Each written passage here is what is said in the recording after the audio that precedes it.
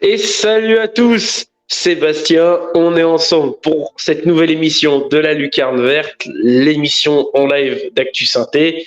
Ce soir, nous allons débriefer la malheureuse défaite des Verts à Laval de buts à 1 et nous allons vous préparer ensemble à ce petit choc quand même, un petit choc assez sympathique entre Saint-Étienne et Quevilly-Rouen en métropole.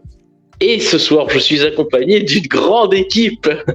Je suis avant tout accompagné d'un homme qui sait clairement dire les choses, mais qui parle, qui reste quand même discret, mais toujours précis.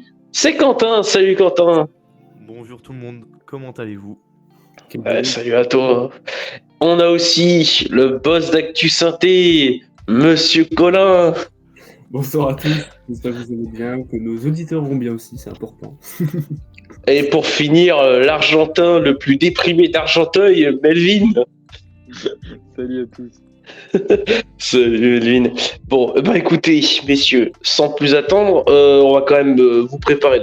On va vous présenter, on va essayer d'analyser ensemble la défaite de la Saint-Étienne à Laval. C'était samedi dernier et ça s'est mal passé. Mais avant tout, on va faire un petit rappel de ce qu'on avait pronostiqué pour ce match, pour voir à quel point nous sommes de fins analystes.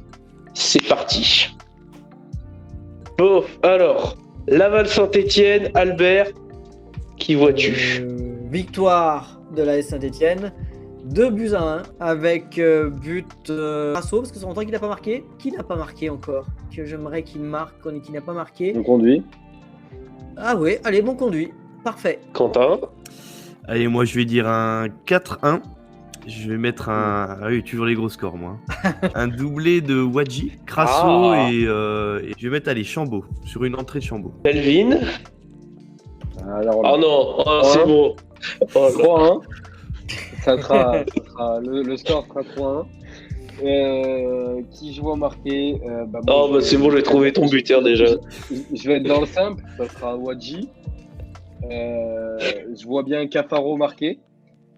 Et en dernier, alors ça va dépendre. Si Capi est titulaire, ça sera Capi. Si Capi n'est pas titulaire, ça sera Cédouceau. Le gros vieux Cédouceau. Voilà. Moi, messieurs, je vois une victoire de la Saint-Étienne, évidemment. Mais attention, tout de même, on va quand même galérer. On va bien prendre le premier but. Et puis même, on va faire...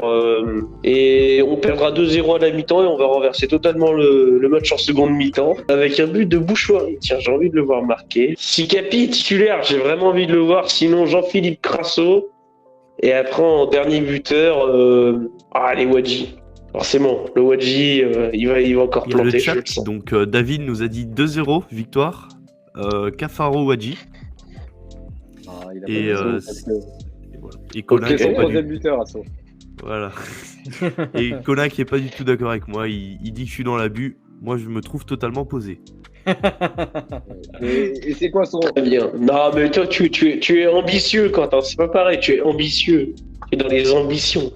Eh bien, pour ça, si jamais vous voulez nous écouter, en tout cas, si votre pari ne passe pas, ne nous en tenez pas compte. Nous, on fait juste on essaie de faire notre travail, en tout cas. Et voilà, vous avez vu comme quoi nous sommes de très bons analystes et de très bons pronostiqueurs. Ce qui montre encore une fois une chose, ne nous faites jamais confiance pour vos combinés. Vous êtes sûr de perdre avec nous. Parce que franchement, on n'a pas eu le résultat correct. On n'a même pas eu le score du match correct. Le seul qui a eu le buteur, c'est Quentin, il avait vu Chambos qui marquait. Je le sentais. Mais alors, je le sentais. Quel visionnaire. En tout cas. On parlera... Oui, on parlera pas des scores, parce que moi j'ai vu un 4-2, voilà, je me suis un peu enflammé. Il y avait de quoi. Albert avait donné le 2-1, mais avec nous en victorieux, donc c'est l'inverse. Si, tu vois, il y avait quelqu'un qui avait le score exact, comme quoi. On a quand même réussi à faire quelque chose. Mais à l'inverse, oui. Oui, mais moi on a le résultat du match, le 2-1, mais pas dans le bon sens, malheureusement. Au moins, c'était le résultat. Mais bon, du coup, malheureusement, avec cette défaite, les Verts sont passés du coup à la 11e place du championnat de Ligue 2. Et tout de même, avec 46 points, alors on sait qu'il reste 3 matchs, et les Verts voit la zone de relégation quand même faire un peu de talon à l'heure actuelle. L'AS Saint-Etienne n'est pas officiellement maintenu. En cas de résultat qui stagnerait, on va dire ce week-end, l'AS Saint-Etienne aurait son maintien assuré. Voilà. Ouais, il manque très peu. Très peu. Il manque très peu. Bon, bah écoutez, en tout cas, messieurs, comment vous avez ressenti ce match? Juste avant, je vais quand même vous faire un petit résumé, ce qui s'est passé. Donc, samedi soir, les Verts, c'était une première mi-temps assez rythmée, avec, on a vu des occasions, du rythme, des gardiens qui se sont un peu illustrés, mais à la 32e minute, sur une sortie pourtant bonne de l'Arseneur et en règle, l'arbitre décide de siffler penalty, alors que les images montrent qu'il avait bien touché le ballon. Malheureusement, penalty pour Laval, transformé par Elisa, sans dire de bêtises. Et derrière, c'est Dylan Chambaud, et oui, le revenant à la 38e minute, qui va déclencher une magnifique frappe dans les buts.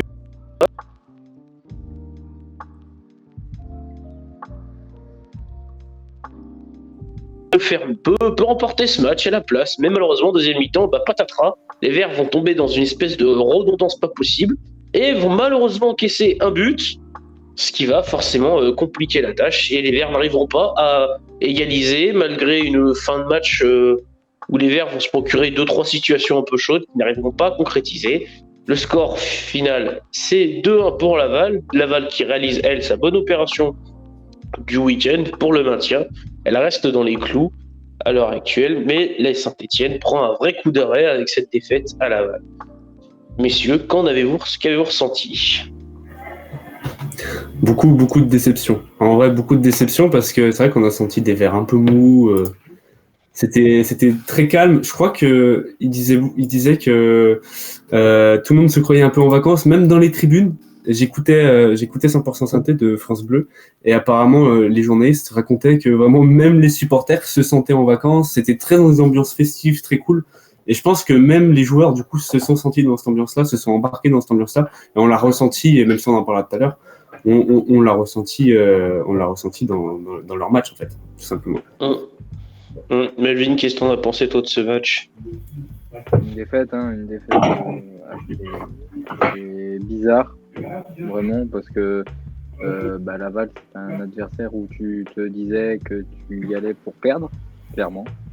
Mais bon, une défaite qui crée un coup d'arrêt. Maintenant, il va falloir savoir rebondir derrière et montrer du caractère à la maison, ça serait bien. Ouais. Et Quentin, toi, qu'est-ce que t'en as pensé un peu de ce match? Un manque d'envie, on refait un faux pas, on a réussi à aller chercher la victoire contre Guingamp, et puis là, derrière, on refaute à Laval. Ouais, pour moi, c'est un manque de motivation et d'envie des joueurs.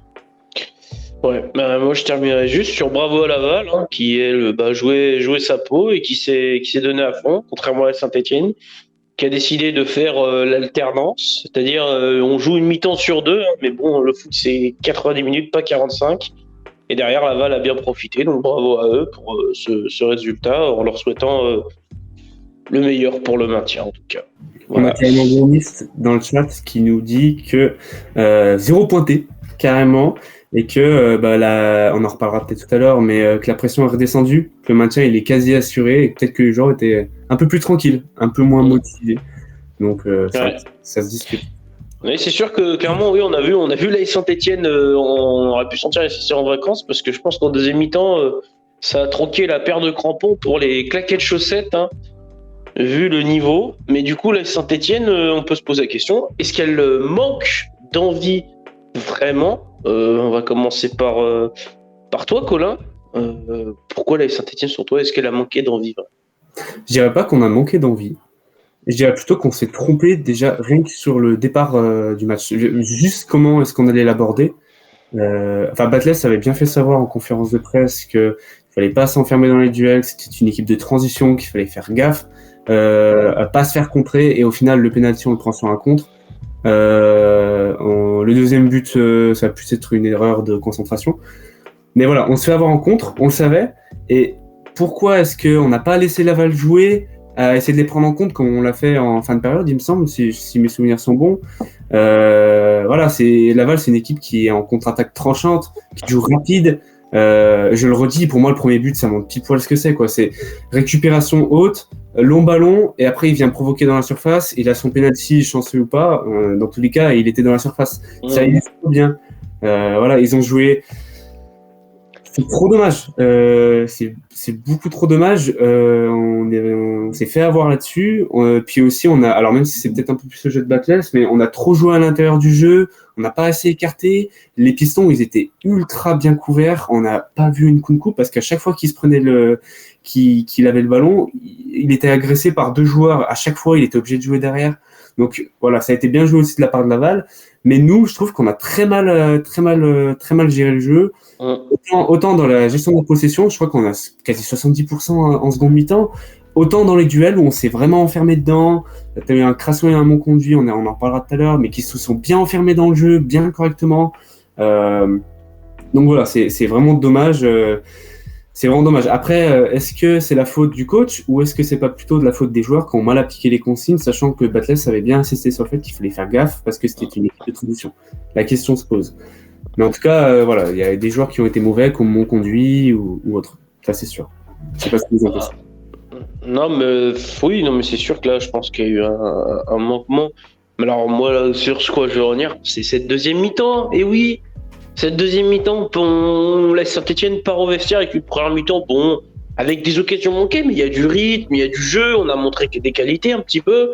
Nos pistons sont quand même là où j'ai trouvé en deuxième mi-temps où ils ont rien foutu, nos pistons, parce que ils ont été bloqués. En première mi-temps, ils ont montré des choses. On a vu un coup qui a essayé, Cafara aussi, mais la deuxième mi-temps, c'est une catastrophe. Déjà, la Saint-Etienne, c'est une stat hallucinante. 8 tirs de la Saint-Etienne en deuxième mi-temps. Et combien il en a cadré à votre avis? 0 pointé, évidemment. C'est la force de la Saint-Etienne qui nous refait ces fameuses deuxième mi-temps. C'est un peu ces deuxième mi-temps, vous vous souvenez, où on est mené, mais voilà, possession stérile, on n'arrive pas à faire grand-chose. Et c'est tout simplement ce qui s'est passé. On n'a rien réussi à faire. Laval nous a bien piégés. On y est tombé dedans et on n'a jamais su s'en dépêtrer.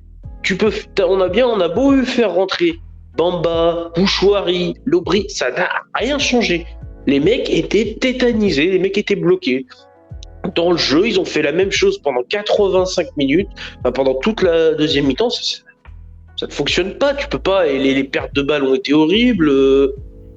On s'est fait vraiment pris notre propre piège et on s'est resté dans ce mode stérile. Et derrière, t'es stérile, oui, mais du coup, tu fais pas peur à l'adversaire, qui lui, après, s'est senti un peu plus en confiance. Et malgré 5 dernières minutes où tu as essayé un petit peu de mettre le feu, t'as rien réussi à faire. Et faut pas attendre les 5 dernières minutes pour essayer de mettre le feu. Le feu, t'aurais dû le mettre dès le début de la deuxième mi-temps, faire mal.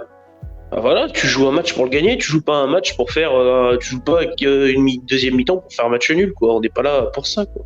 Tu mets ça sur le coup d'un manque d'envie ou d'une mauvaise gestion de Battless avec le changement de système de jeu de Laval? Est-ce que tu penses qu'il a pas su répondre ou vraiment les joueurs ont pas voulu répondre? Ou alors pour moi, c'est les joueurs. Hein. Pour moi, il y a que changement de caractère avec les joueurs. Enfin, parce que honnêtement, tu vois, la première mi-temps, elle est bonne.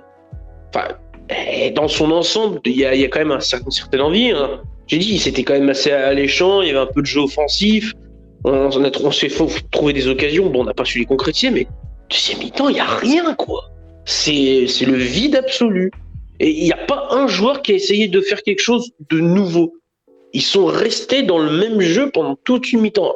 Quand tu vois que l'adversaire a évolué, a changé, mais même si le coach te dit peut-être de changer, je sais pas si le coach n'a pas dit de changer, mais les joueurs, rien ne les empêche de changer, ils sont sur le terrain. Le coach, il n'est pas sur le terrain, hein, il n'est pas dans le titulaire. Donc c'est aux joueurs aussi, la fois, d'avoir cette idée de dire putain, on est bloqué, est-ce que je sortirais pas un petit coup de génie, j'essaierais pas d'être plus créative. Ouais, avec Chambaud, mais bon, ça fait un mi-temps. Mais, oui, ouais. Mais en deuxième mi-temps, il y a des personnes. Non, mais il y a personne qui a eu cette intuition de créer, de proposer quelque chose, non, mais je sais pas, des courses, une action, essayer de se démarquer. Il y a rien. On est resté. Là, Saint-Etienne en stage, quoi, c'est ça. Là où je suis pas d'accord avec toi, tu vois, c'est que Laval a bien resserré son jeu, a bien réagi. Il y avait 0 possibilité quand Bamba rentre. Alors Bamba, c'est un joueur qui est à l'aise entre les lignes. Il s'est rien passé, il pouvait rien faire parce que à chaque fois qu'il avait le ballon, il était agressé. Il y a une super agression sur le porteur de balle. il n'y avait pas de possibilité aussi. Moi, en vrai, je mettrais plus ça sur le coup de Batles qui a mal géré son jeu et la tactique, tu vois. Mais après, c'est vrai que la seconde mi-temps, il y avait pas c'était pas le même Ouais, match. mais le langage corporel des joueurs, il indiquait pas qu'ils avaient vraiment envie non plus en deuxième Moi, mi-temps.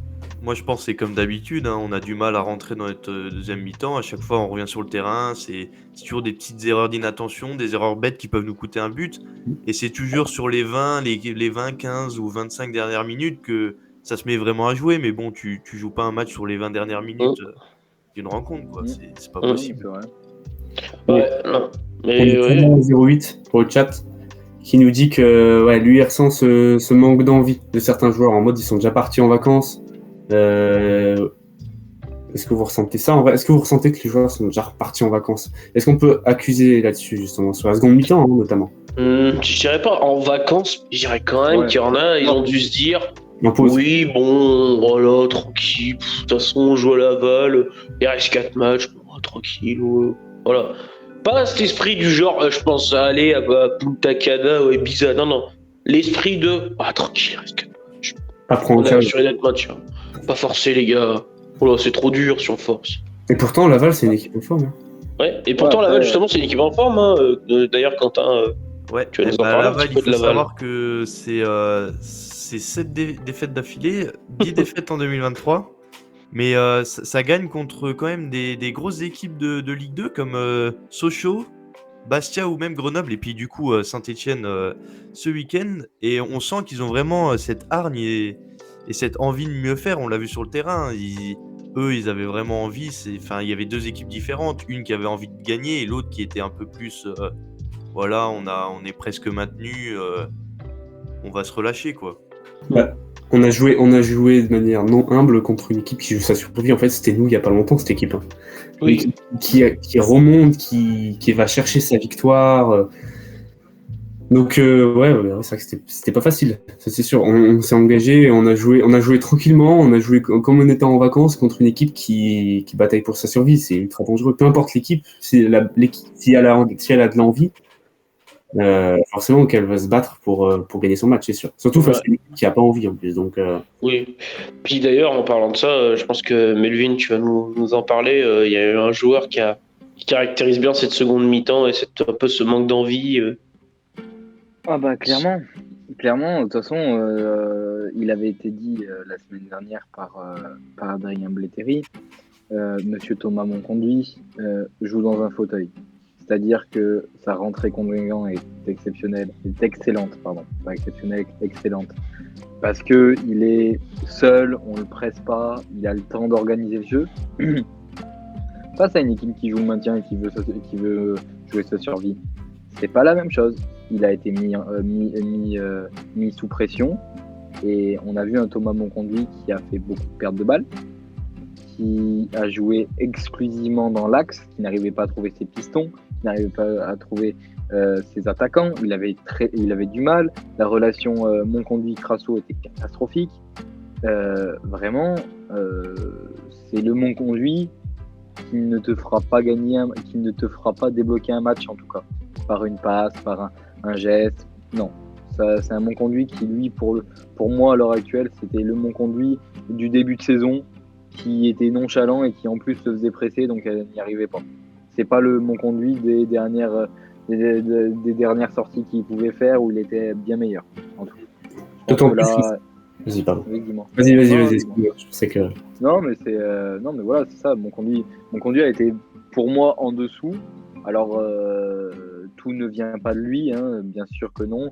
La défense a pas été à son niveau. L'attaque, c'est comme d'habitude, elle n'a pas été à son niveau. Mais Monconduit est ce visage du joueur qui en première mi-temps réussissait quelques trucs et encore c'était pas fou. Mais en deuxième, par contre, il s'est éteint petit à petit, quoi. Et au fur et à mesure du pressing de Laval, tu voyais plus Monconduit, quoi. Il se perdait sur son terrain. Après, ouais, c'est sûr. Ouais, et puis bon, il y a quand même. Je trouve que c'est surtout sur Monconduit, ça résume bien un peu ça résume bien ce que tu as dit, mais Monconduit, je trouve qu'il y avait eu des pertes de balles assez énormes.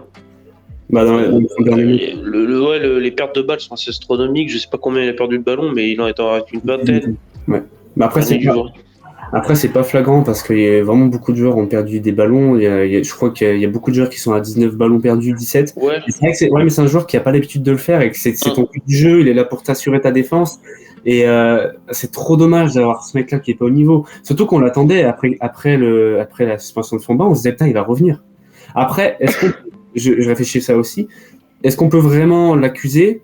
Enfin, on peut, mais est-ce qu'on peut pas atténuer un peu en disant que le mec revient de blessure? Ouais. Est-ce qu'il a pas perdu? Il est vieux. Enfin, il commence à se vieux quand même, mine de rien. Est-ce qu'il a pas perdu cette dynamique-là? Je me pose la question.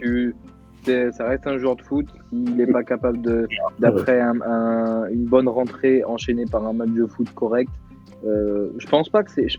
Mais après, je l'accable pas non plus. C'est-à-dire que la défaite n'est pas due à Thomas Monconduit. La défaite est due à l'équipe qui n'a pas eu la tête à ça, que ce soit l'attaque, la défense, le milieu. Mais lui, avec la performance qu'il avait fait contre Guingamp, avec le fait que Fomba était un peu moins bien, que ce milieu marchait moins, et qu'au moment du retour de Monconduit, comme l'avait appuyé Albert la semaine dernière, il avait fait une très très bonne entrée. Donc tu pouvais t'attendre à un match très très bon de sa part face à une équipe où tu te disais, bon ben, un Thomas Monconduit en forme peut casser des lignes, peut créer des espaces, surtout que tu retrouvais aussi Wadji, la relation Wadji avec lui, chercher des passes en profondeur. Thomas Monconduit sait faire, mettre des bonnes balles en profondeur, il sait le faire. Et je pense que oui, il est une des causes de cette défaite, une des causes de ce non-match des Verts. Mais voilà, je mets pas non plus tout sur ton dos, mais oui, c'est clair que en faisant une prestation comme il a pu faire, ça n'a pas aidé l'équipe en tout cas. Ça s'inscrit vraiment dans ce qui s'est passé en fait pour l'équipe. C'est ce qu'on disait dans le chat, qu'il n'a pas été bon. Voilà, c'est une défaite collective. C'est vraiment ce qu'on met dans le chat. De toute façon, le football est collectif. Hein, donc, tu perds à 11, tu gagnes à 11. Il n'y a pas de j'ai été meilleur que toi. Hein, la victoire, elle se construit tous ensemble. Et juste une petite remarque qui est super intéressante sur le chat de Maître Loutre qui nous disait que, en fait, peut-être qu'ils se donnent moins à l'extérieur, les joueurs. Je pense que c'est intéressant de se poser la question. C'est vrai que. Est-ce que vous. Je sais pas, moi, par exemple, je peux pas peut-être avancer ça, mais parce que j'ai pas vu le match contre Rodez. Mais c'est vrai que. La deuxième mi-temps, tu te dis, putain, à l'extérieur, on n'a pas l'impression qu'ils ont envie de se bouger, alors que quand même, encore par cache plein. Et encore, je sais pas combien ils étaient, peut-être, je sais pas combien ils étaient par cache plein contre. 300, 350, je crois. Ouais, okay, voilà, t'as encore 350 personnes qui se déplacent. Bon, puis ouais, franchement, je comprends pas comment tu peux ne pas vouloir en faire plus à l'extérieur. Et puis surtout, moi je trouve que si tu viens un peu en mode claquette chaussettes et les mains un peu dans les poches, moi je trouve ça pas respectueux, surtout vis-à-vis de l'adversaire que tu avais en face. C'est-à-dire que déjà t'as Laval qui est en face, qui joue le maintien. Tu es censé jouer un rôle d'arbitre, c'est-à-dire que tu dois jouer ton match sérieusement et leur donner une vraie opposition. Si derrière tu mets les mains dans les poches et que tu commences à faire tranquille, on va pas trop non plus, on va pas se blesser hein, quand même. Hein. À 4 journées de la fin, on va pas se blesser. Hein.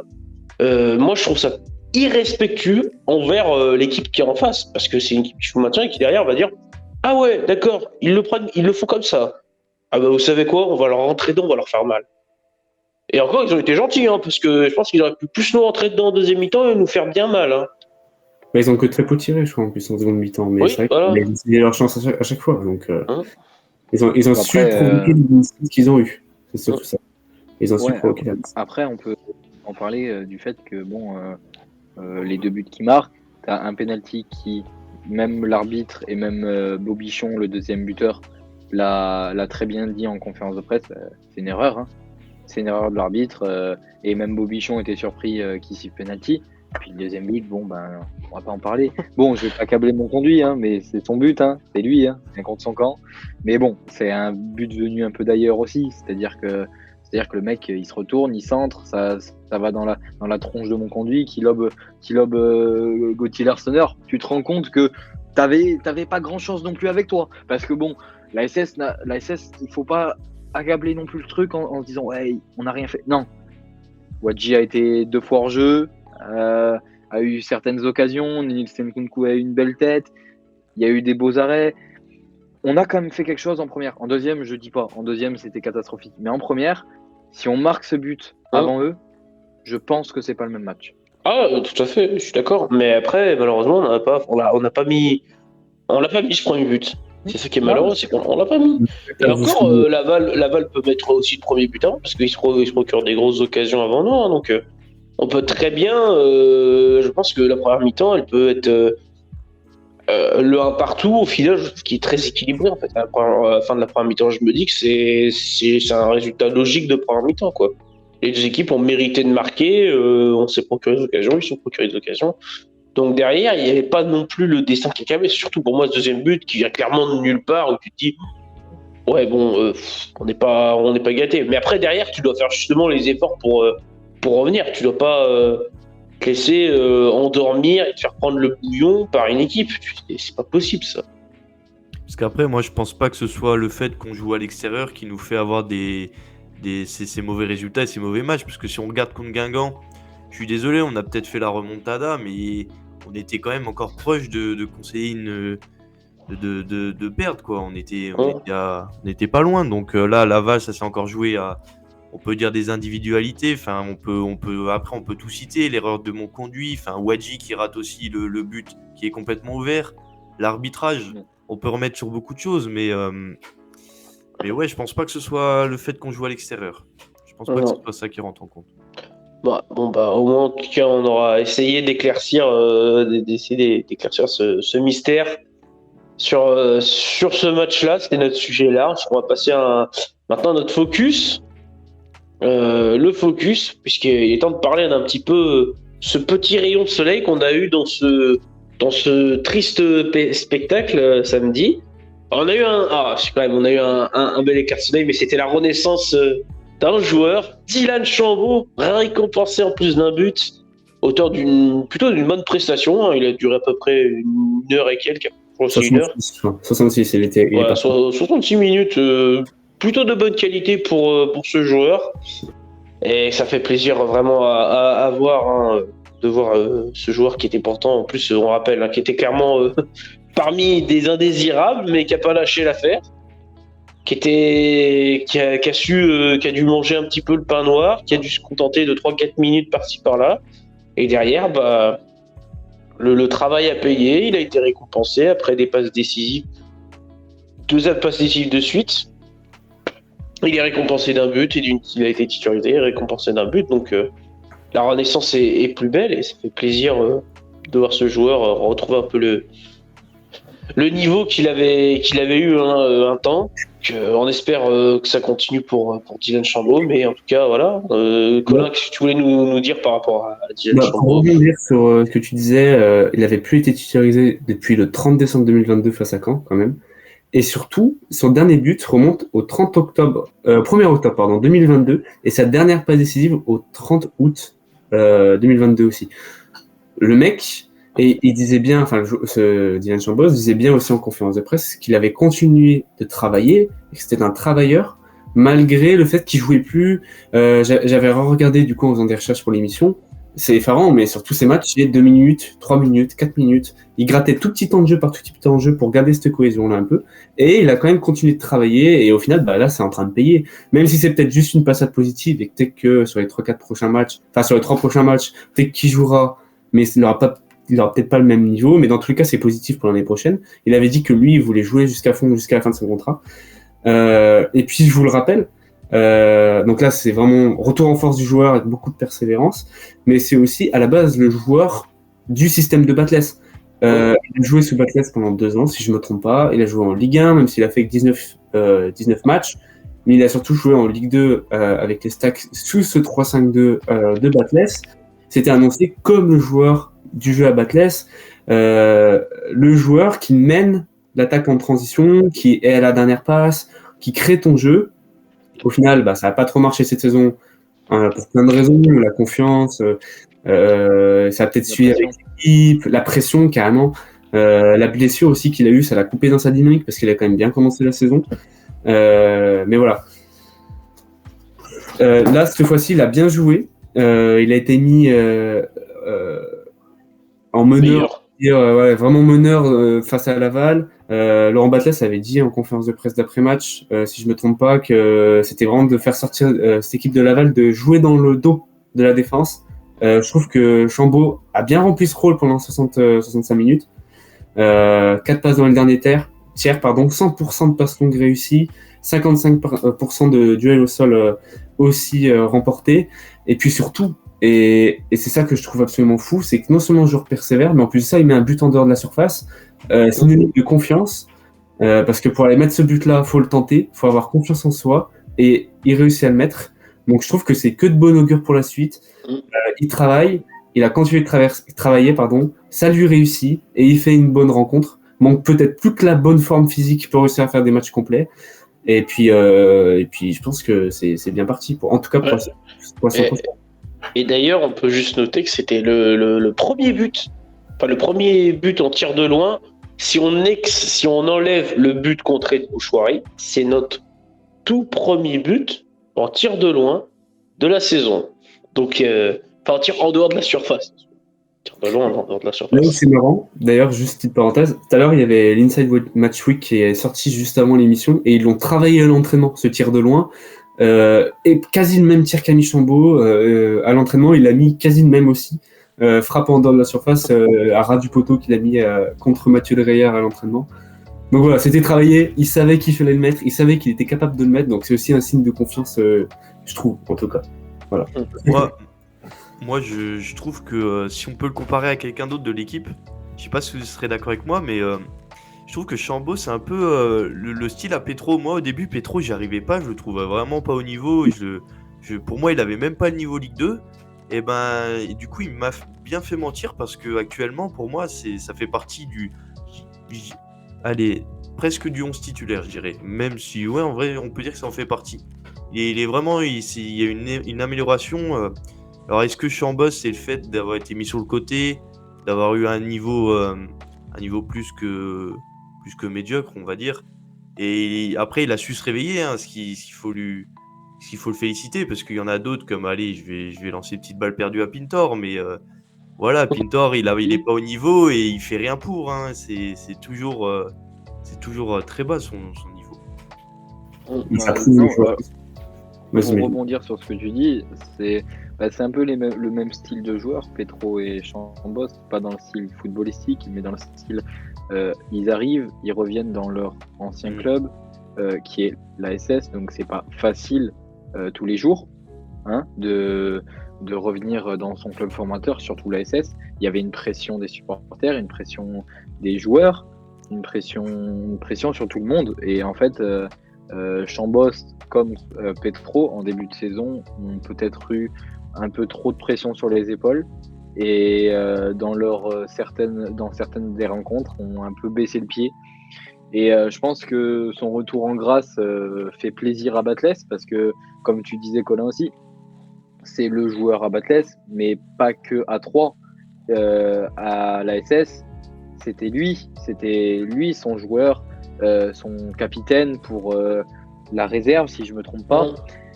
Et donc du coup, Batles le connaît depuis très longtemps et sait les qualités de ce joueur. Il sait qu'en confiance, Chambaud est capable de faire plus, d'apporter plus, et surtout ce que demande Batles à Chambaud, et ça il l'a dit en conférence d'avant-match, c'est il veut des stats. Pour Chambaud, il lui veut des stats. Parce que il lui apporte dans le jeu, il sait qu'il peut lui apporter. Mais ce qu'il veut, c'est que Chambaud soit à la finition ou à l'avant-passe. Et clairement, il lui a répondu sur le terrain en marquant ce but. Et comme l'a dit Sébastien, voilà, c'est un but en dehors de la surface, c'est rare chez nous à l'ASS. Mais pourquoi c'est rare? Parce qu'on ne prend pas notre chance, tout simplement. C'est vrai. Il n'y a pas une seule fois où il y a un joueur qui prend sa chance de loin. Et lui, il l'a pris. Et il l'a réussi, et j'espère que ça donnera envie à d'autres de tirer, et aussi à lui sur ses prochaines rencontres à essayer de D'enflammer Geoffroy Guichard, pourquoi pas, ce week-end?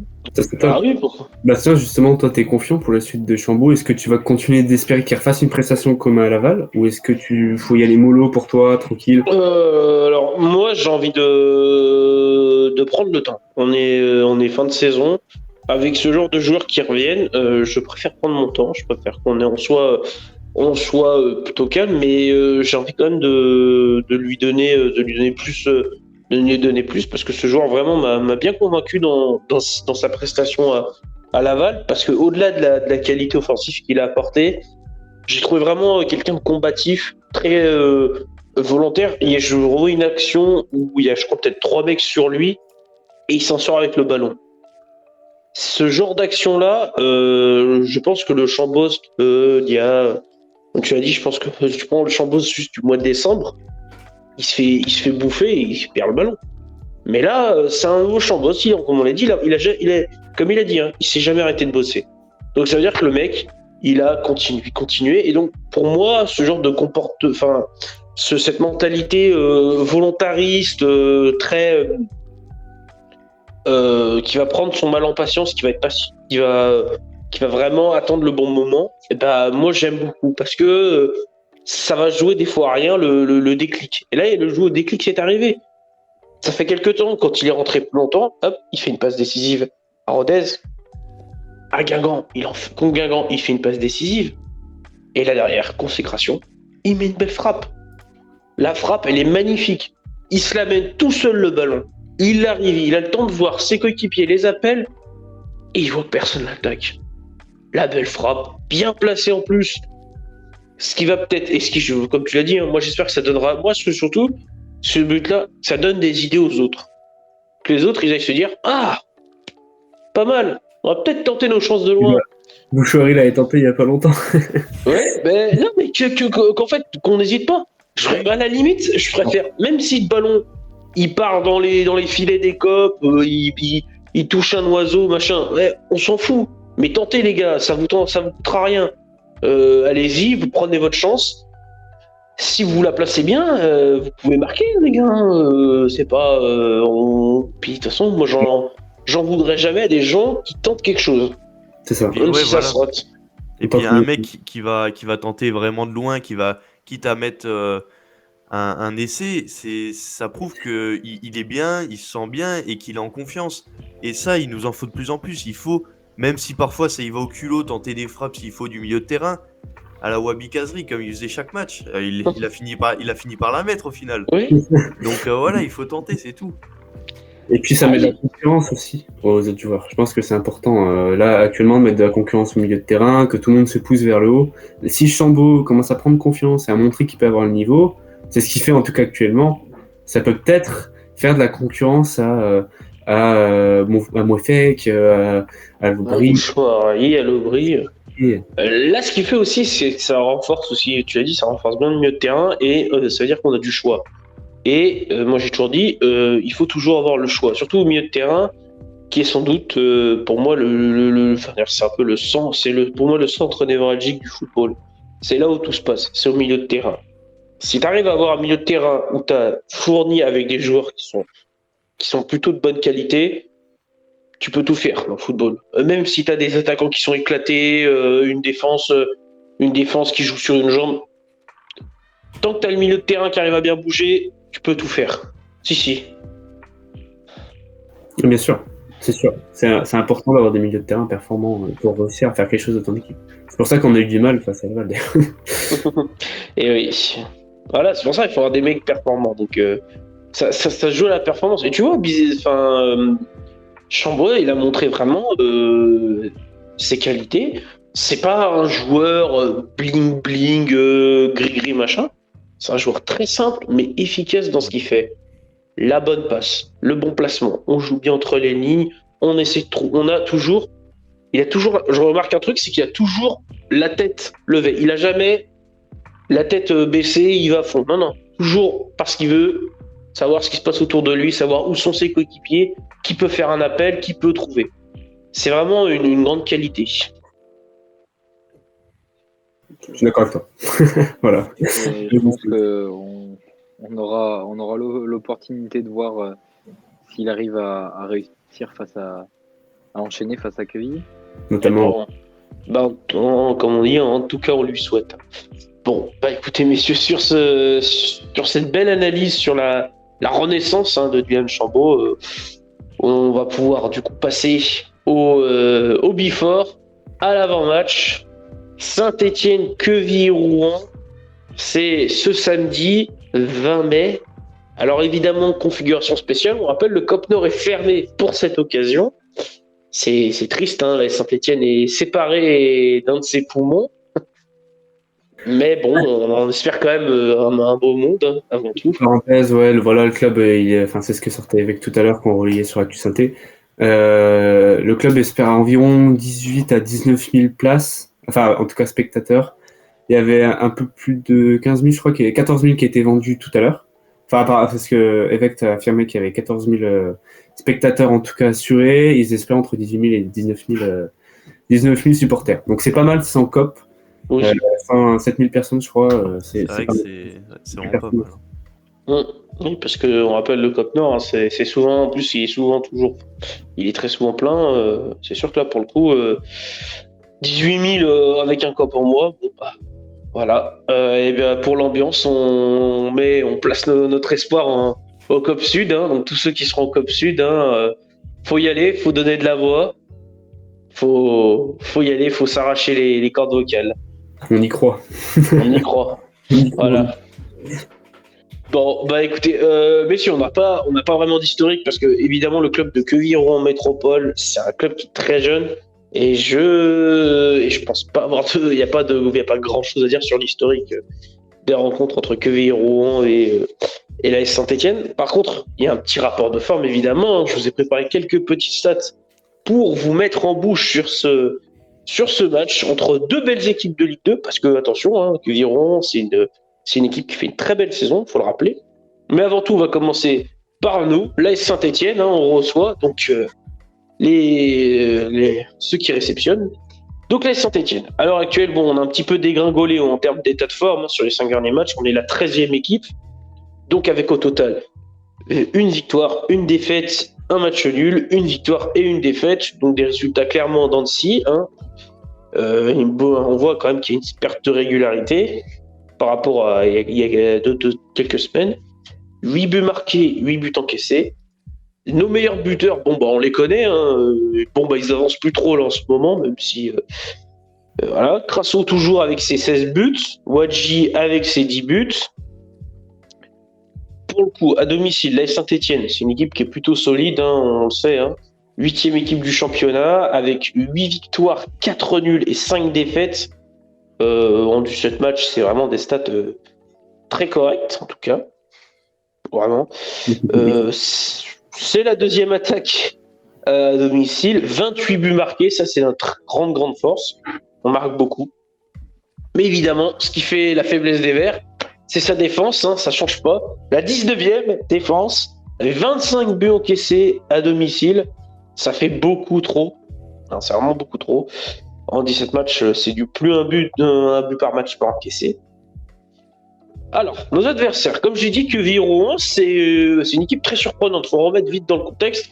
La saison dernière, Quevilly-Rouen a joué sa survie au barrage contre l'équipe de Villefranche.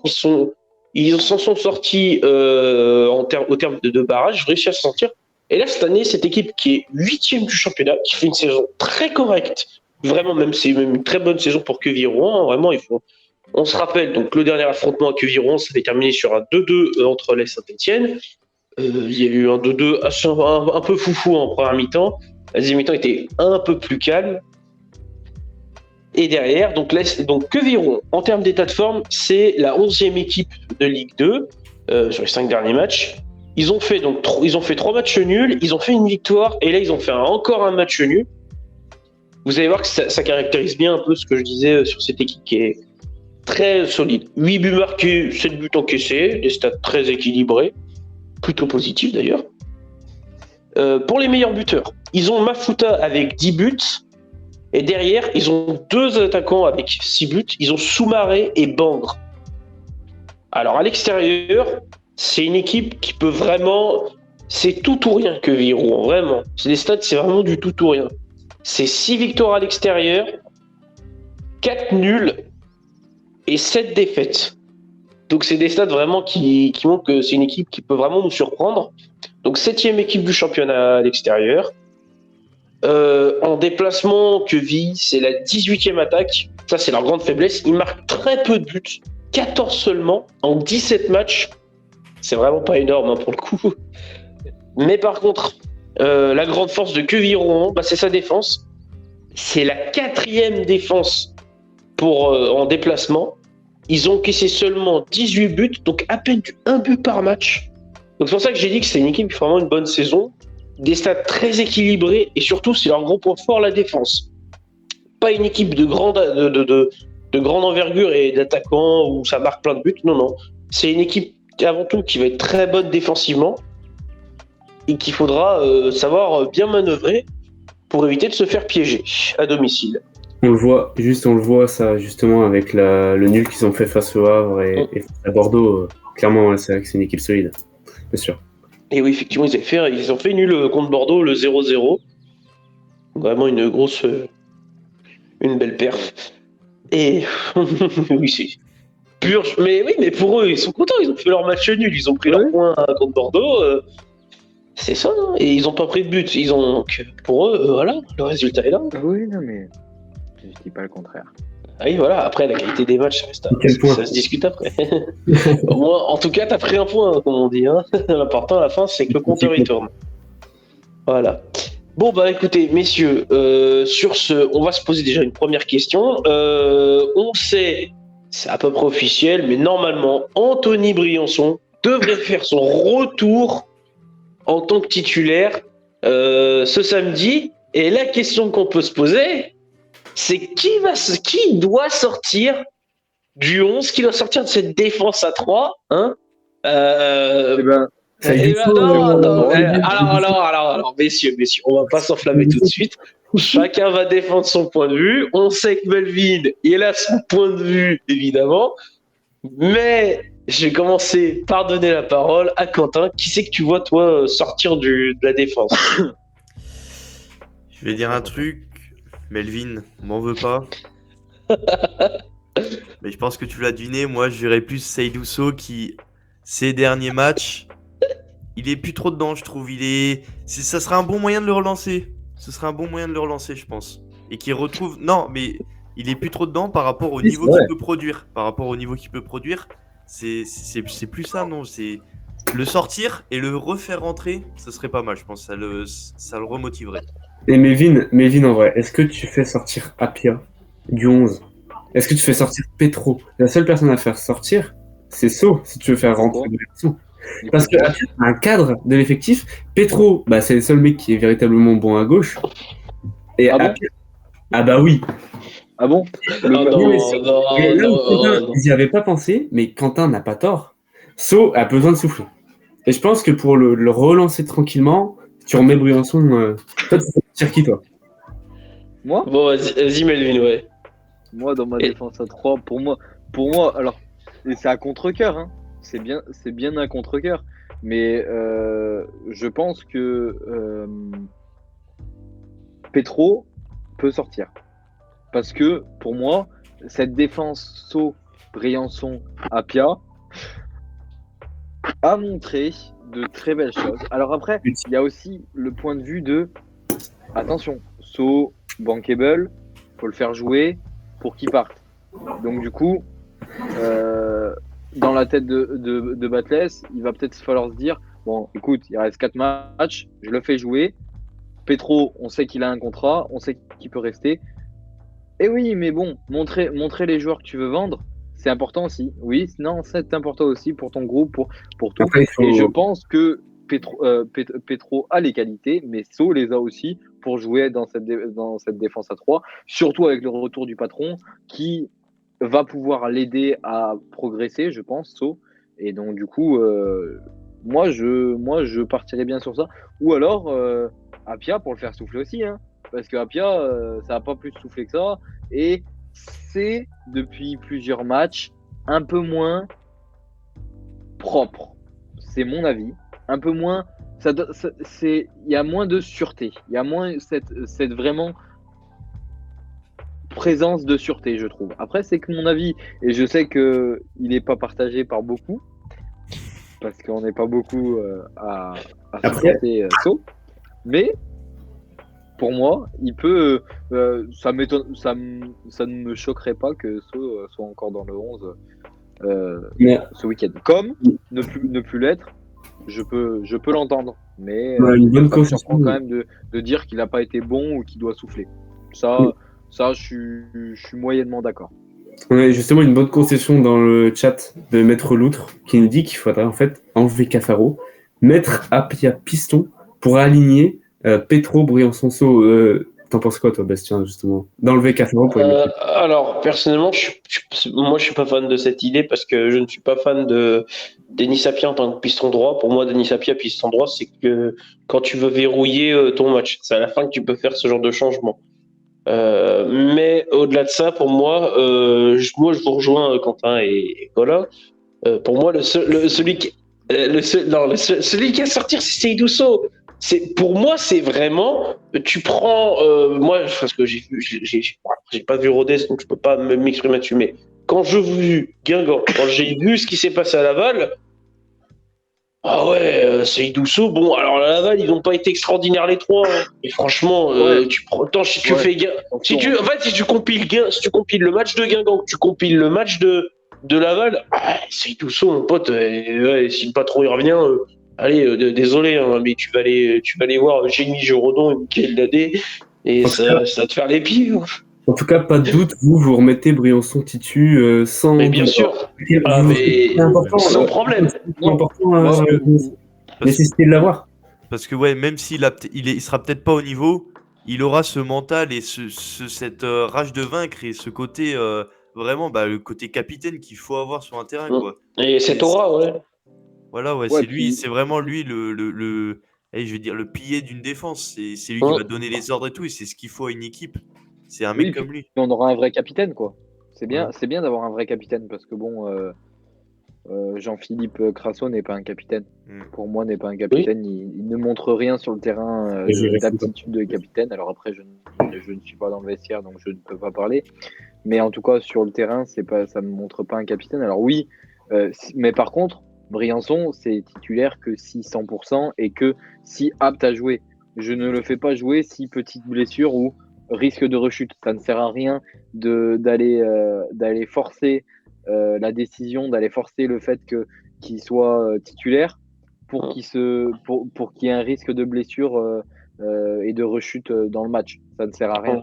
Moi, je suis là où je te rejoins. C'est-à-dire que pour moi, Briançon doit vraiment jouer à 100%. Pas besoin de faire des infiltrations.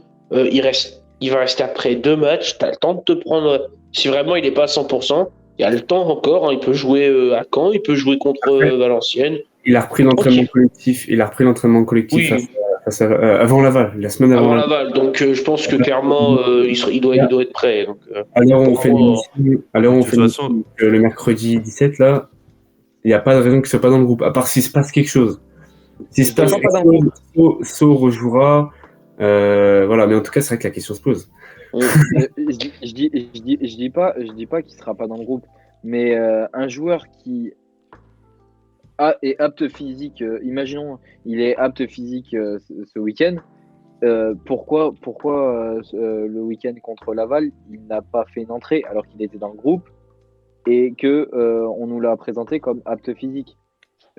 Si vraiment il était apte physique à même faire 5-10 minutes, parce que pour un joueur, c'est important de faire 5-10 minutes en fin de match pour se relancer. Ouais, après, tu fais pas rentrer un défenseur. Hein, c'est rare que tu fais rentrer des défenseurs. Surtout sur une défaite.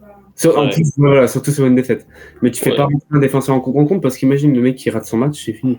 Donc ouais, non, mais en tout cas, moi je suis d'accord avec toi, Colin. Pour le coup, t'as pas à le faire rentrer quand tu perds. Tu fais pas rentrer un défenseur, c'est pas un truc logique. Surtout, pour moi, c'était pas logique. C'est pour ça que je pense que Batles doit se dire, j'ai fait confiance à Miguel sur ce match-là.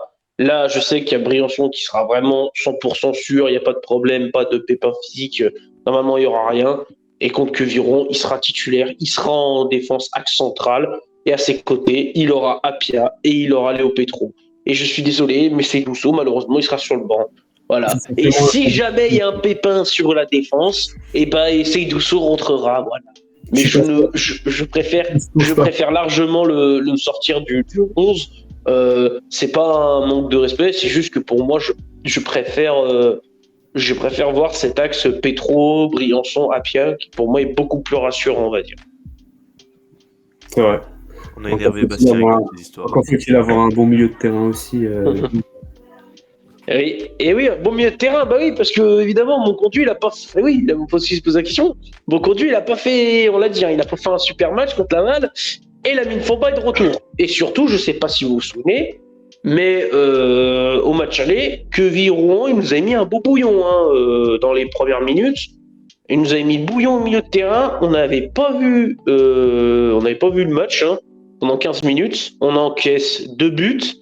Derrière, Saint-Etienne s'est réveillé un petit peu, puis elle a mis 2 buts. Et on sait, ils risquent peut-être de nous presser, Quevilly-Rouen. Ils vont peut-être pas vouloir nous faire de cadeaux. Donc, est-ce qu'on ne mettrait pas Lamine Fomba justement pour éviter de se prendre le bouillon au milieu de terrain? Moi, sur ces derniers matchs, j'ai trouvé un Fomba peut-être un peu plus rassurant que mon conduit face à Laval. En vrai, alors, pas sur les tout derniers matchs, mais on va dire que Fomba a montré qu'il y avait quelque chose. Et je pense que c'est important de le remettre pour aussi montrer à mon conduit que la prestation n'était pas bonne. Il a fait une prestation, on en parlait tout à l'heure. Melvin, tu le défendais malgré le fait que tu fasses des gros yeux actuellement. Je pense sincèrement que Fomba doit être titularisé. Il a besoin de reprendre, de reprendre le rythme. Il est bon. Et sur le papier, en tout cas, Fomba est meilleur que mon conduit. Et là, actuellement, il le démontre. Même s'il a été mauvais sur la dernière prestation, Fomba, mon conduit, je trouve que ça a été encore pire. Donc voilà. Et puis, sur la gestion humaine, c'est important de montrer que mon conduit, il peut pas rester sur le terrain si il fait ce genre de prestation. Je pense que c'est important. Non, je suis pas d'accord avec toi. Après, tu parles de gestion. Vas-y, parle. Non, vas-y, t'es lancé. Moi, je suis d'accord avec toi, quoi. Des petits trucs. Tu parles de gestion humaine. Mon conduit, c'est ton titulaire indiscutable de base. Donc, logiquement, si, depuis le début de ta saison, c'est mon conduit qui est devant Fomba. Je suis désolé. Depuis que Fomba est arrivé, ouais, mon conduit est devant Fomba. Et ça a toujours Fomba été comme ça. gratte sur la place Fomba gratte la place de mon conduit. Je peux pas le nier. Pas avec les prestations qui montrent. Parce que non, je suis désolé. Un match, les 2 gros matchs. Le match de Guingamp, tu le compares au match de Laval, même mon conduit fait mieux que Oula, ça, on sait pas. On sait pas. Attends, t'en penses quoi? Pourquoi? C'est quoi que tu trouves moins rassurant chez Fomba par rapport à mon conduit? Toi, tu remets mon conduit, du coup. Ah ouais, moi je remets mon conduit tous les jours parce que même si je peux le détruire sur le match contre Laval parce qu'il n'a pas été bon, et je le répète, mon conduit n'a pas été bon contre Laval, mais ne doit pas sortir pour autant, parce que là tu vas jouer une équipe différente, tu vas jouer un match différent à domicile, où je pense que mon conduit peut être intéressant à domicile, parce que si c'est toi qui fais le jeu, et que mon conduit est un peu plus dans un rôle tranquille, tout ça, ça peut l'aider. Maintenant, oui, pour moi, il y a la question, si vous voulez, elle se pose. Mais pour moi, Fomba n'a pas marqué les esprits depuis qu'il est sur le terrain, pour me dire, je préfère le mettre à la place de mon conduit. Quentin, toi, tu reproches un match pas bon et une entrée très très bonne qui a changé ton match. Donc, pour moi, tu rester sur le terrain. Après, c'est qu'un avis. Quentin, toi, tu reproches un truc à Fomba, t'as l'impression qu'il est moins. Moi, je le trouve, mis à part le dernier match de mon conduit qui était mauvais, après, on peut pas se permettre de mettre un mec sur le banc parce qu'il a fait un faux pas comme ça. Il revient de blessure. Voilà. Il revient de blessure, voilà, à Laval il a fauté, après il y en a plein d'autres qui ont fauté, donc après on devrait en mettre plusieurs sur le banc. Pour moi, Fomba, il a vraiment pas du tout le niveau comparé à mon conduit. C'est mon conduit, il a une vision de jeu, il trouve des espaces. Le Fomba, moi je l'ai trouvé vraiment zéro. J'aime pas du tout ce joueur. Je comprends pas ce qu'il y a autour de ce joueur. Alors, pas du tout. moi, je vais être plutôt avec, on est d'accord avec Colin. Pour moi, je remets Fomba, la simple et bonne raison que, on a toujours dit, hein, mon conduit il aime jouer dans un fauteuil. Si tu prends un bouillon pendant 20 minutes et qu'il se fait presser mon conduit, on fait quoi? On accepte de prendre le bouillon pendant une mi-temps? Oula! Tu prendras. Mais 45 minutes, quand tu prends un bouillon pendant 45 minutes, moi je suis l'entraîneur, non, moi, ça vire tout de suite à la mi-temps, hein, et je vais rentrer Fomba. Tu prendras pas le bouillon contre Quevilly Rouen comme tu as pris le bouillon à l'aller parce que déjà de une, ce n'est pas les mêmes équipes. De deux, tu joues à domicile et donc du coup, les attentes sont pas les mêmes. Quevilly Rouen ne va pas venir avec des intentions de pressing, avec des intentions d'aller chercher haut la SS. Je ne Mais pense pas. ça, après, oui, c'est une déduction. Mais moi, franchement, et au vu du peu que j'ai vu à Quevilly Rouen, bah, les mecs, ils hésitent pas. S'ils voient que l'adversaire, ils n'hésitent pas à rentrer dedans. C'est pas une équipe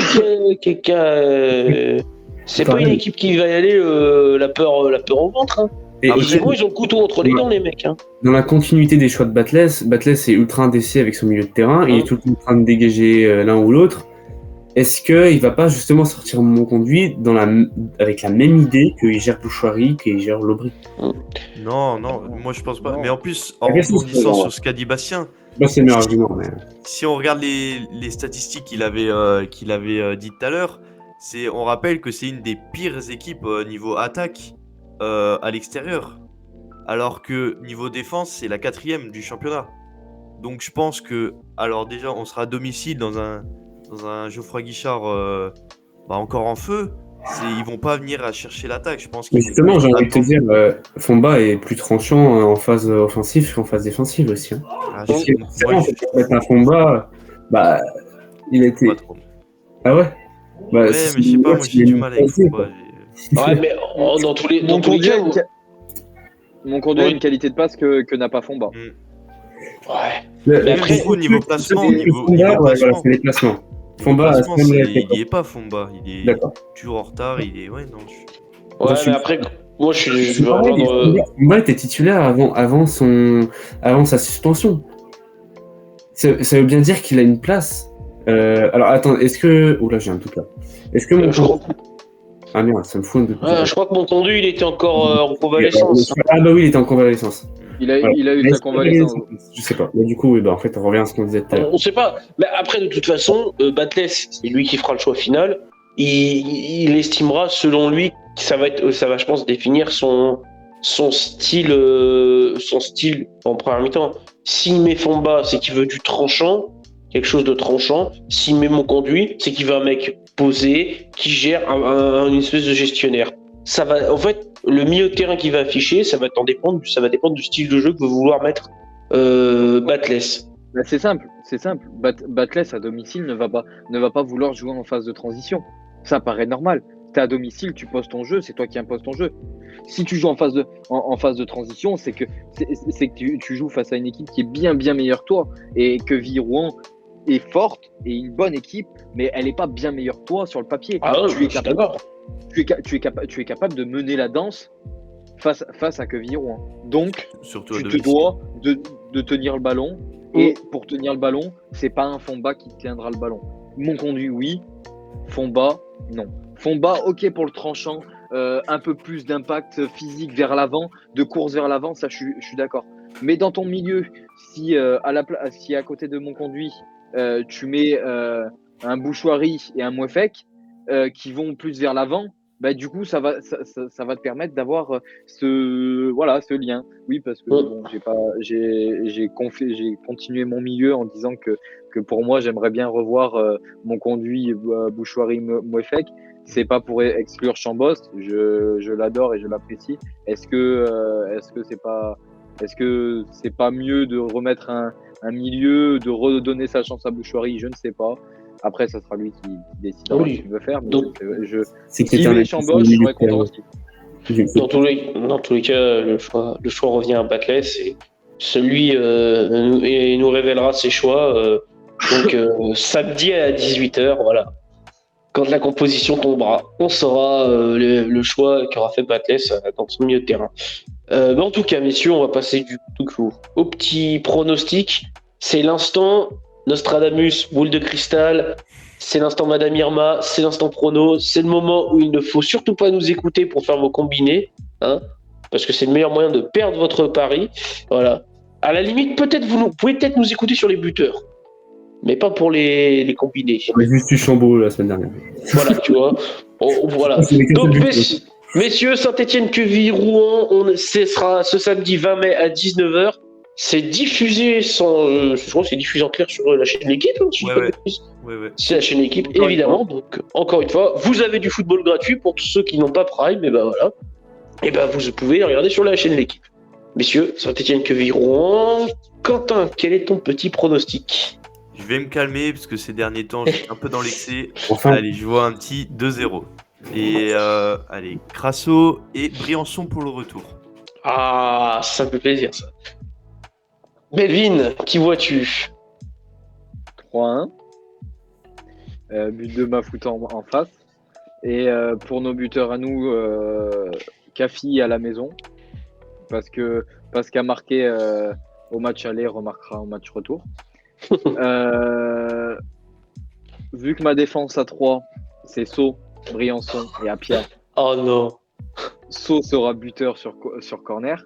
Et nous ferons même le doublé avec Briançon sur corner. Ah, voilà. 3-1. Nos deux défenseurs marqueront sur des corners bien tirés de Cafaro. Et un match très très bon de Cafaro. Vu que il fait que des stats et il est pas bon d'habitude. Cote à 150 sur The Bet. alors juste, hein, juste pour dire, ça n'arrivera pas parce que le jour où on marque 2 buts sur corner, c'est qu'on les aura vraiment bien tirés. Ouais. Bon, voilà, allez Colin. En vrai, je vois bien le petit 1-1 avec un QRM qui est capable de tenir tête à des équipes, des grosses équipes, puis on fait avec Bordeaux, avec Le Havre. Et je crois que face à Annecy, ils sont revenus en toute fin de match. Bah, je pense qu'on mène 1-0 jusqu'à la 60e, petite période un peu ventre mou, d'autres matchs, la période creuse. Et ils mettent leur but de l'égalisation et on s'en sort avec le point. Ce qui est pas forcément nul, je trouve. En Voilà. fait, Colin, tu nous portes l'œil à chaque fois là, avec tes scores de merde. Colin, il c'est la veut des faute à scores. Colin. Voilà. Non, moi je vois la folie, je vois le match fou. C'est sur la chaîne L'équipe. Ça sent le football débridé. Il va faire beau. Ça sent le beau football. Donc ça sent le 4-3, mesdames et messieurs. Ça sent le 4-3 pour la Saint-Etienne. Aïe. Avec... T'oublies que t'as Gauthier Larsonnaire dans les cas, je te plaît, quand même. Mais non, mais ils l'ont mis, il n'y a pas... oui, non, pardon, en fait. Mais ils sont capables Ouais, mais on a bien pris 2 buts contre la comme voilà. On a pris des buts un peu venus de n'importe où. Ouais, et on a buteur. Ok, alors, très bien. Mes buteurs, alors là, doublé déjà de l'inévitable Ibrahim Awadji. Voilà. Il y a moyen que ça arrive. Non, il y a moyen que ça arrive. Avec la prestation qu'il dit, voilà. Après, en buteur, je vois bien Dylan Chambaud. Allez, il sera titulaire, il va remarquer. Et puis pour finir, qui de mieux que Anthony Briançon, et pas notre capitaine. Et il marquera face au COP Sud. Voilà. Et justement, d'ailleurs, on a le chat qui nous donne son prono aussi. Gourmist qui nous donne le petit 1-0 avec Wadji, je cite, qui arrivera enfin à tirer dans les buts. Mais bon, victoire 1-0, c'est ce qu'on retient. Albert qui nous donne le petit 3-1 pour Saint-Étienne, Wadji, Crasso qui met un doublé, ce qui commence à se faire rare aussi. Donc voilà, on tient plutôt déjà un but pour tout ce match. On est plutôt optimiste, mais oui, déjà, Crasso qui marque un but, ce serait déjà pas mal. Ça fait longtemps qu'il n'en a pas marqué. On aimerait bien le revoir planter Jean-Philippe Crasso. Et du coup, messieurs, pour les pronos, c'est fini. Mais comme vous le savez, après les pronos, il y a une autre petite tradition. Il y a le petit quiz qui, cette fois-ci, sera fait par Quentin. On se demande pourquoi c'est moi qui l'ai fait. On se demande. Je pense qu'on a tous la réponse. Ouais, quelle question. Je vais finir par le aussi, du coup. On va commencer par le premier joueur. Donc c'est le thème, je crois que c'est qualification en coupe de l'UEFA ou en Europa League. Oh, D'accord. Intéressant. ça c'est bien ça. J'espère que je dis pas de conneries. Alors, le premier indice. Sa carrière à l'ASS peut être découpée en 2 périodes. Robert Herbin? Non. Ah, ça aurait pu. Oh, t'aurais pu. Oh, oui, t'aurais pu. Bah, du coup, j'ai plus le droit de rien dire, en fait. Je me suis cramé. Ouais. C'est à peu près ça. 2 périodes. Le chat aussi, hein, n'hésitez pas à participer. Sans Ouais, tricher, on a- bien on a- sûr. On triche Ouais, pas. le montant du Du genre, chat. Albert ne participe pas, par exemple. Ouais, Albert, t'as pas le droit. Quoi. Ça, c'est sûr. Albert, de quiz. Oula. Dur. euh... 2 périodes. Franck Tabanou? Non. Merci, Franck Tabanou. Merci, Francky. Bafé Gomis. Non plus. Ouais, c'est un peu là. Vas-y, la prochaine. du coup. Alors, le deuxième indice, ça va un peu plus vous aiguiller, je pense. Il a marqué 34 buts pour l'ASS. Ouais, mais c'est pas facile parce que c'est un combien de Non, non, je dis pas que c'est facile. Parce que... moi, t'as Ouais, fait- c'est bien, ça. 34 buts. C'est pas forcément un buteur du coup, parce que si c'est en 2 parties, mais c'est un milieu de terrain, genre c'est sûr. Ou un ailier ou grand max. Un milieu de terrain qui marque 34 buts, tu me le donnes. Non, mais un ailier. Un milieu de terrain un peu. Ouais. Non, même pas, ouais, un ailier en fait, ouais, t'as raison. Oui, un milieu qui marque 34 buts en 2 passages, à mon avis, ça doit pas être des passages hyper longs non plus. Il a pas dit qu'il y avait 2 passages. Il a dit que ça se fait en 2 parties. Ça se trouve, Ah ouais. j'aurais une blessure. C'est peut-être un mec qui a une blessure. Aubameyang. Non, Bah attends, Loïc Il me Perrin. proposait Aubameyang dans le chat. non, pas Luc Perrin. Bah, 34 buts, Perrin. Eh ben, Perret. 34 Ah ouais, buts, Perrin, non, non. toute sa saison. Sur toute sa carrière, je pense qu'on en est pas loin. Ouais, Non, ouais. Depuis une vingtaine, ouais, c'est possible, ouais, t'as raison. Mais quand même. Ah, en fait, le truc, c'est qu'on n'a pas la période, du coup, c'est ça qui est pas Ah, facile. Ouais, c'est ça. C'est là. Ce qui nous donne un indice. Ouais, attends, vas-y. Un nouvel indice. Attends. Si tu veux, je tente un mec au pied. Allez-y, tente. Vas-y. Gradel? Non. T'imagines, ça serait Ah. pas. Allez, celui-là, Vas-y. il a marqué un doublé en 2019 contre Nice, 3-0, qui a qualifié l'ASS en Europa League. Abouma. Non. Oh putain. Non, mais non, il n'y a pas qu'à 30 buts, hein. Et voilà, Bastien l'a eu. Yes. Berich. Pourquoi Robert? Yes. Le grand Robert. Son, Robert. son dernier but à l'ASS est le plus beau car contre l'OL le 6 octobre 2019. Eh oui. Mais oui. Ah Il a non. été prêté par l'ASS à Anderlecht en 2019. Ah oui, c'est vrai qu'il a J'ai été. j'ai juste une question. C'est le doublé, il est contre Nice. Mais Ouais. oui, tu t'en souviens pas? Saint-Etienne-Nice 2018-2019, le dernier match à domicile. Robert Berich, il marque 2 buts. Hein. C'est pas Et moi qui marque 2 buts sur ce match. Non. Il en marque un. Il marque. Oui, Amouma, il marque une frappe Attention de loin. Melvin, contredis pas Albert Melvin. Mais alors là, Melvin, je me souviens très bien de ce match. Donc, Tu as dit si, quelle année? 2019?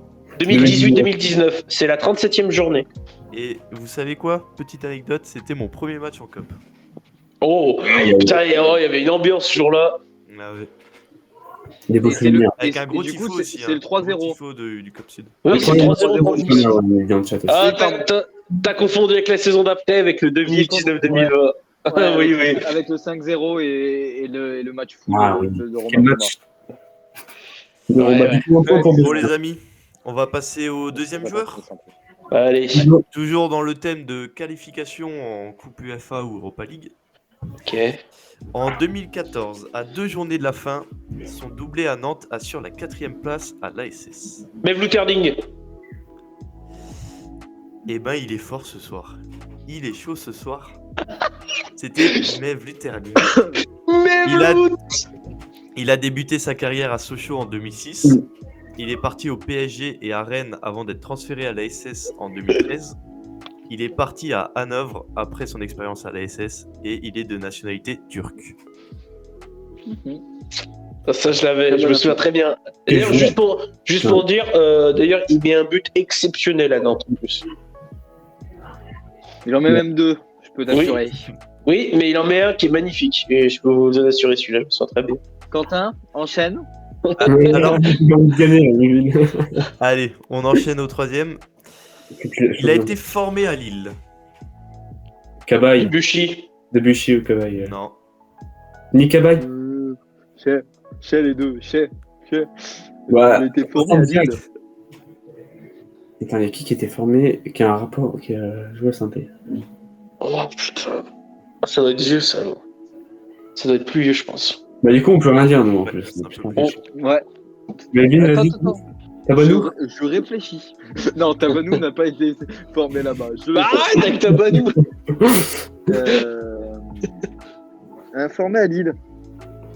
Je Eh vois ben, qu'il y a un rapport avec les qualifs. Nolan Roux. Non. C'est Non, Lens. non, il est formé à RC Lens. Non, Oui, on l'a fait c'est bon. la semaine dernière. C'est bon, on l'a fait la semaine dernière, c'est bon. Il atterrit à l'ASS en 2006. Bah ouais, Putain, oui, oui. c'est pas mon Oh, c'est sympa. en 2006. Ah, si, c'est ma période en plus. Et une exceptionnelle équipe d'ailleurs, 2006-2007. Non, je l'aurais pas. Ça va, Melvin? Je l'aurais pas. Je le sais. Je me venge. Je suis du bon Ouais, j'avoue. Oui, si. Putain, attends. 2006. Non. Ah non. Miralas? Non. Ouais, non, c'est plus tard.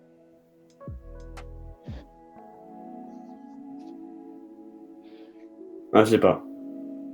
Je peux pas l'avoir. J'étais Un trop autre jeune. indice? Vas-y. Non. Si personne l'a d'autre. Non? Je le balance? Allez. Il marque le 3e but contre Monaco à la dernière journée du championnat, 4-0. Grâce à cette victoire, les Verts sont qualifiés en Coupe de l'UEFA pour la Ah, mais c'est première Jo- fois depuis 26 ans. C'est Geoffrey Dernis? Exactement, et ça fait 3-0. Mais j'aurais jamais pu l'avoir, mais ça me fout. Il part, et le dernier indice, il part à Montpellier en 2009. Aïe. Je vois vos visages, c'est magnifique. Hein, les deux. Mais putain. Et ben ce soir, on a un Bastien plutôt chaud. Hein. On va passer au dernier joueur. Dernier joueur du quiz. Pour l'honneur, soit moi, soit Melvin. Toujours dans le thème de la Melvin, qualification en Coupe UEFA ou en Europa League. Let's go. Alors, il a inscrit le premier but de la victoire des Verts contre Metz 9-2 en 1982. Oh là, 82. 82.